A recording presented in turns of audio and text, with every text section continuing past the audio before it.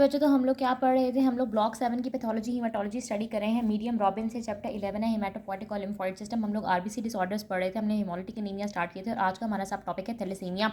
बच्चों it is a very very important topic. इसमें से लाजमी जो है ना वो एमसीक्यूज आते थे पहले तो, लेकिन अब तो एमसीक्यूज हैं तो बहुत ज़्यादा चांसेस हैं कि इस टॉपिक से एमसीक्यूज बनेंगे।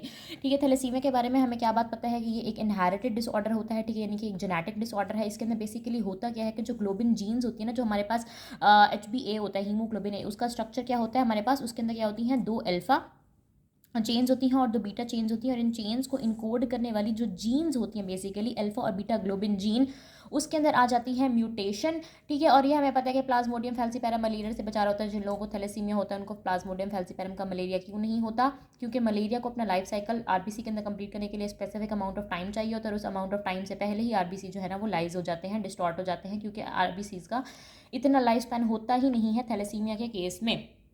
अब इसके पीछे की कॉन्सिक्वेंसेस क्या होते हैं, बेसिकली हमारे पास क्या होगा कि जब अल्फा और बीटा ग्लोबिन जीन के अंदर आ जाएगी म्यूटेशन, तो जो हमारे पास ग्लोबिन चेन्स बनी थी, यानी कि HbA के अंदर क्या होता है, 2 अल्फा चेन्स होती हैं और 2 बीटा चेन्स होती हैं, तो ये दोनों चेन्स जो है ना वो सिंथेसाइज कम होगी, यानी कि इनकी अमाउंट जो होगी ना वो कम होगी। जितनी नॉर्मल चेन की लेंथ थी या जितनी नॉर्मल चेन के अंदर अमाइनो एसिड थे वो कम होंगे, जिसके अंदर से होगा क्या, जिसकी वजह से होगा क्या कि हमारे पास जो हीमोग्लोबिन ए है वो पूरा बनेगा ही नहीं, उसकी डिफिशियंसी हो जाएगी। एक तो ये पॉइंट हो गया। दूसरा हमारे पास क्या बनेंगे, इंट्रा सेलर प्रेसिपिटेट। बच्चों ये बहुत इंपॉर्टेंट पॉइंट है कि हमारे पास excess unpaired normal globin gene की चेन की वजह से। फॉर एग्जांपल बच्चों देखो, ये हमारे पास थी 2 अल्फा चेन्स, ठीक है, और ये हैं हमारे पास 2 बीटा चेन्स। ठीक है, ये क्या है, अल्फा अल्फा, और ये क्या है, बीटा और बीटा। ये तो नॉर्मल हो रहा है ना हमारे पास। ठीक है, एक जो है ना इनके आपस में जो है ना वो पेयरिंग हो जाती है। अब क्या होगा थैलेसीमिया के केस में कि ये वाली अल्फा तो ठीक बनी, ये वाली अल्फा भी ठीक बनी, ठीक है, ये वाली बीटा भी ठीक बनी, लेकिन ये वाली जो बीटा थी ना वो क्या हो गई, डिफेक्टिव हो गई। ठीक है, जिसकी वजह से अब इन दोनों की तो पेयरिंग कंप्लीट हो जाएगी, लेकिन ये वाली जो बेचारी है इसकी क्या रह जाएगी, पेयरिंग इनकम्प्लीट रह जाएगी ना। वैसे तो ये नॉर्मल है, लेकिन इसके लिए पेयरिंग करने वाला कोई पार्टनर नहीं है, जिसकी वजह से इसके क्या बन जाएंगे, एक्सेसिव प्रेसिपिटेट्स बन जाएंगे। प्रेसिपिटेट्स किसके बनेंगे, अनपेयर्ड नॉर्मल ग्लोबिन जीन की। ये हमारे पास अनपेयर्ड चेन है और ये नॉर्मल भी है। जो बेचारा नॉर्मल है और अनपेयर्ड है उसके क्या बन जाएंगे, प्रेसिपिटेट्स बन जाएंगे। और ये प्रेसिपिटेट्स इतने ज़्यादा टॉक्सिक होते हैं कि ये आरबीसी को डैमेज कर रहे होते हैं और हिमोलिसिस की वजह बनते हैं आरबीसी की। ठीक है, अब हम थोड़ा सा स्ट्रक्चर रिवाइज करते हैं हीमोग्लोबिन ए का। आपको पता है कि हीमोग्लोबिन ए के अंदर क्या होता है, मेजरली 2 अल्फा चेन्स होती हैं, ठीक है, और 2 होती हैं बीटा चेन्स। अब जो 2 अल्फा चेन्स हैं इनको कौन इनकोड कर रहा है, 2 alpha genes. 2 alpha globin chain है और 2 बीटा ग्लोबिन चेन है। ठीक है, 2 अल्फा चेन को बनाएगा कौन, 2 अल्फा जीन, और 2 बीटा चेन्स को कौन बनाएगा, एक बीटा जीन। ठीक है, अब ये किस क्रोमोसोम पे होते हैं, अल्फा वाली होगी क्रोमोसोम 16 पे, बीटा वाली होगी क्रोमोसोम 11 के ऊपर। अब ये देखो, आपको पता है कि जो जीन होती है उसके अंदर क्या होते हैं, अलील्स होते हैं। फॉर एग्जाम्पल हम अगर ये एक जीन है, फॉर एग्जाम्पल हम बात करते हैं, ऐसे मैं मिसाल देती हूँ आप लोगों को हेयर कलर की। ठीक है, तो ये इसके अंदर 2 अलील हो सकते हैं, या ये पॉसिबिलिटी है, ये पॉसिबिलिटी है, ये पॉसिबिलिटी है, होमोजाइगस हेटेरोजाइगस डोमिनेंट रिसेसिव वगैरह। तो अब यहाँ पे हमारे पास क्या है, 2 अल्फा जीन है। ठीक है, 2 जीन है, इसका मतलब इससे कितने लील्स बनेंगे, 4। और ये यहाँ पे एक बीटा जीन है तो इससे क्या बनेगी, 2 लील्स। बच्चों आप लोगों को बात समझ आ रही है। यहाँ तक हमने क्या बात की है कि थैलेसीमिया एक इनहेरिटेड डिसऑर्डर है। इसके अंदर जो अल्फा और बीटा ग्लोबिन जीन्स होती हैं उनके अंदर आ जाती है म्यूटेशन, जिसकी वजह से हमारे पास डेफिशिएंसी हो जाती है, चेन्स कम बनती हैं, हीमोग्लोबिन ए की कमी हो जाती है, और जो नॉर्मल और अनपेयर्ड चेन होती है उसके टॉक्सिक प्रेसिपिटेट्स बन जाते हैं, जो कि आरबीसी की मेम्ब्रेन को इतना डैमेज करते हैं कि वो लाइज हो जाते हैं, हिमोलिसिस हो जाती है उनकी। और ये हमारे पास स्ट्रक्चर था नॉर्मल हीमोग्लोबिन ए का। के बच्चों नेक्स्ट हम लोग थैलेसीमिया की टाइप्स पढ़ते हैं। थैलेसीमिया हमारे पास 2 तरह का होता है, एक होता है हमारे पास बीटा थैलेसीमिया और दूसरा होता है हमारे पास alpha thalassemia. Beta thalassemia exam point of view ज़्यादा इंपॉर्टेंट है, एमसीक्यू बनेगा तो इसी से बनेगा। बीटा थैलेसीमिया मेजर से एमसीक्यू आता होता है। ठीक है, अब जो हमने बात की है कि थैलेसीमिया के अंदर बेसिकली होता है कि थैलेसीमिया के अंदर आ जाती हैं म्यूटेशंस। ठीक है, जीन के अंदर आ जाती हैं म्यूटेशंस। अब हम बात करते हैं कि 2 अल्फा चेन है ना और 2 बीटा चेन है। अभी हम डिस्कस कर रहे हैं बीटा थैलेसीमिया को, तो हम बीटा चेन्स की, बीटा जीन्स की बात करेंगे। म्यूटेशन हो सकती है, तो नॉर्मली बीटा चेन इस तरह, बीटा जो जीन होती है ना, नॉर्मली बीटा जीन वो इस तरह दिखती है।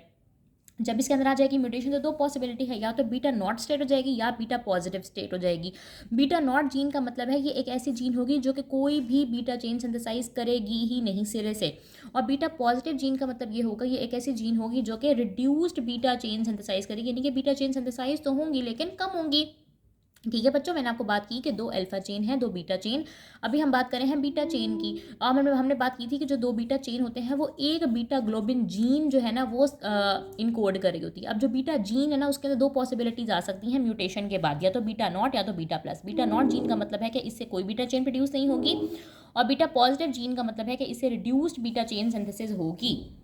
अब इसकी वजह से ना हमारे पास ये बीटा नॉट बीटा प्लस की वजह से हमारे पास 3 पॉसिबिलिटीज़ बन सकती हैं। एक हो सकता है हमारे पास बीटा थैलेसीमिया माइनर या फिर बीटा थैलेसीमिया ट्रेड, इसको कहते हैं बीटा थैलेसीमिया मेजर और बीटा थैलेसीमिया इंटरमीडिया। ठीक है बच्चों, नेक्स्ट हम लोग बात करते हैं बीटा थैलेसीमिया माइनर की या बीटा थैलेसीमिया ट्रेड की। अब बीटा थैलेसीमिया माइनर या फिर बीटा थैलेसीमिया ट्रेड पे हमारे पास होता यह है कि नॉर्मली हमारे पास क्या होना चाहिए, नॉर्मली हमारे पास होता है बीटा और बीटा। ये हमारे पास 2 अलील्स होती है ना एक जीन की, बीटा जीन है, इसकी 2 अलील्स क्या बनेंगी, बीटा और बीटा। ये नॉर्मली है, इससे अगर ये सिनेरियो है तो इसका मतलब है कि नॉर्मल आपके पास बीटा चेन सिंथेसाइज हो रही है, कोई थैलेसीमिया वगैरह कुछ भी नहीं है। बीटा थैलेसीमिया ट्रेट के अंदर ये होता है कि इसमें से जो एक अलील है ना ये एबनॉर्मल हो जाएगा।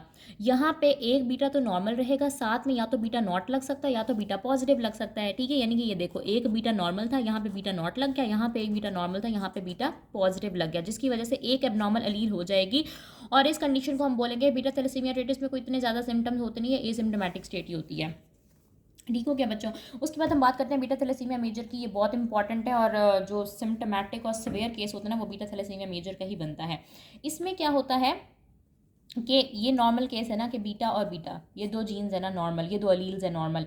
इसमें क्या होगा कि ये दोनों म्यूटेट हो जाएंगी। ठीक है, कैसे म्यूटेट हो सकती हैं कि यहाँ पे या तो बीटा पॉजिटिव सिनेरियो बन जाएगा, या तो बीटा नॉट स्टेट बन जाएगी, या तो बीटा नॉट बीटा पॉजिटिव, यानी कि कोई एक भी नॉर्मल नहीं होगी अलील, सारी अलील्स ही अब नॉर्मल होंगी। या तो ये सिनेरियो हो सकता है, या ये सिनेरियो हो सकता है, या ये सिनेरियो हो सकता है। ठीक है बच्चों। नेक्स्ट हम लोग बात करते हैं बीटा थैलेसीमिया इंटरमीडिया की है। बीटा थैलेसीमिया इंटरमीडिया की, बीटा थैलेसीमिया इंटरमीडिया जो है ना कोई इतना मतलब खास इंपॉर्टेंट नहीं एग्जाम पॉइंट ऑफ व्यू से। इसमें इन दोनों इंटरमीडिया का क्या मतलब होता है, इंटरमीडिएट यानी कि दरमियाना। इन दोनों के दरमियान की कोई भी सूरत हाल निकल सकती है, यानी कि इन दोनों को अगर आप कंबाइन कर दोगे ना तो ये सारी स्टेट्स बन सकती हैं। ठीक हो गया।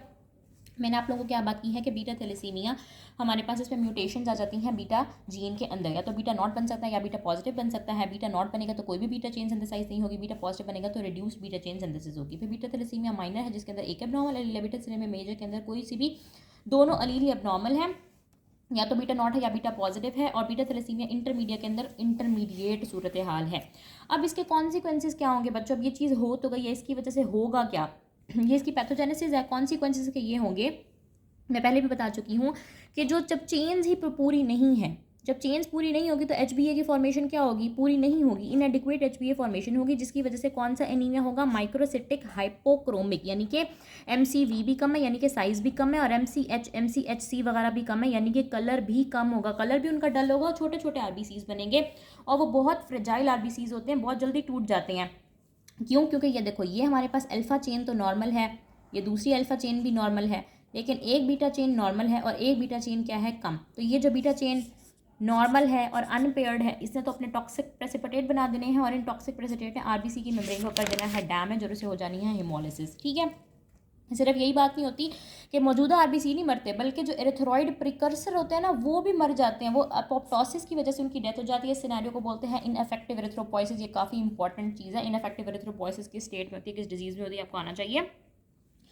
इसके अलावा थैलेसीमिया का एक बहुत कह लें कि एक सेकेंडरी एडवर्स इफेक्ट है iron overload, secondary iron overload. इसका मतलब ये होता है कि जब बहुत ज़्यादा RBC की होगी ना ब्रेकडाउन, और उनसे निकलेगा बहुत ज़्यादा हीमोग्लोबिन, और हीमोग्लोबिन बना होता है आयरन का, तो ये आयरन क्या होगा, एब्जॉर्ब होना शुरू हो जाएगा आपकी बॉडी से, बॉडी में। जब ये बहुत ज़्यादा एब्जॉर्ब होगा आपकी बॉडी के अंदर तो इंक्रीज एब्जॉर्प्शन होगी इस आयरन की, और ये आयरन जो है ना ये बहुत ज़्यादा ख़तरनाक होता है डिफरेंट ऑर्गन्स के ऊपर, लिवर के ऊपर, हार्ट के ऊपर जो है ना, वो सेकेंडरी हीमोक्रोमेटोसिस इसको बोल रहे होते हैं, बहुत ज़्यादा ख़तरनाक होता है लिवर, हार्ट वगैरह ऑर्गन्स के लिए।